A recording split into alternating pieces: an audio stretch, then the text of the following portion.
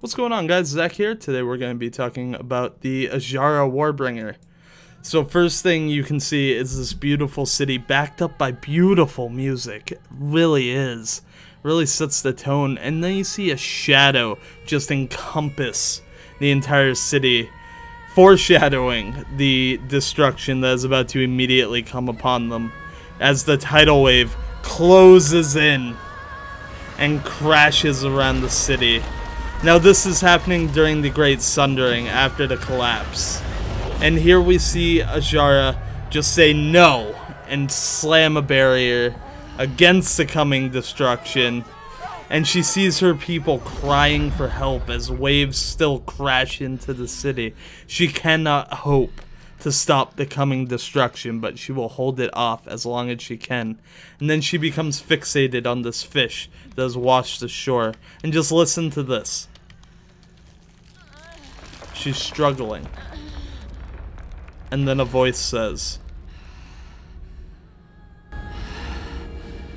"Let go. Let go. No! I am queen. she will not give up on her people. This is the empire I built. It is over. All her doubts. And as she cannot fight it off anymore,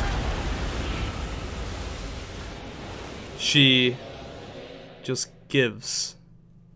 Since it is over, everything she has worked for, gone. And now what we see is all of the night elves, including Queen Azshara, sinking to the bottom of the ocean, as everything that she was queen of sinks along with her, and her crown leaves her head because she's queen of nothing anymore. A very symbolic gesture, and we see her fading away as it goes in the black of a body floating down. This is where she's forced to confront those that she failed. All the doubts grabbing around her, referencing the Burning Legion deal she made. And this is my favorite part. Who are you? Show yourself at once. Do we finally get to see N'Zoth? Not yet. Years, bound beneath these waves, I have watched you. I have tasted your essence. It's another fish.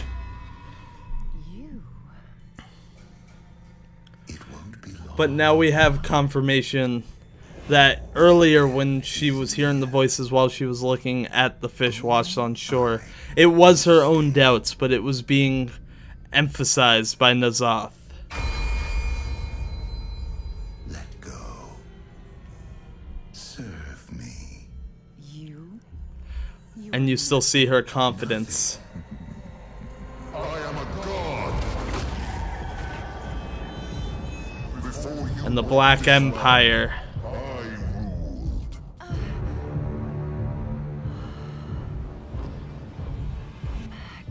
And she's just enthralled by the power it took. Serve me, and we will rebuild my empire. But what does she do? She contemplates it and says no. And N'Zoth is not having it.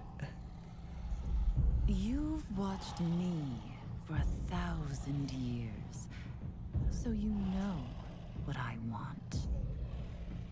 Take And if you look here, her face has changed. I will raise. She looks more scheming, more evil, and you start to see the smile smirk on her face as she says, "I will help you with your empire so long as I'm queen. Or let me die and you'll still be a prisoner. The god of Sick burn. He does not like that she had the confidence and the sway and the power to back it up to make that deal. He was not happy. He wanted a slave, not someone that he had to work with. Now this section right here actually hurt my eyes. I actually had to rub them to make sure that I wasn't, you know, going blind. But you can even see now she looks more evil. She has that look about her, like, I'm getting what I want. And there's nothing you can do about it. And now it's that pondering look of what's happening. The stop motion did a really good job with the eye movements, especially where you can see the pupils change color. Or the iris changes color, rather. It goes bright to dull. And all of a sudden, the pain starts setting in as the transformation of her and her people finally commences to the Queen Azshara that we will be facing in battle for Azeroth. And you even see little tidbits, little influences from N'Zoth. It is quite good. And this is probably the most unsettling image. There's her body, and there's N'Zoth's eye. And as we saw earlier, he has many eyes, and that's just one of them. So he is huge. Arise, Azshara. Arise, my queen.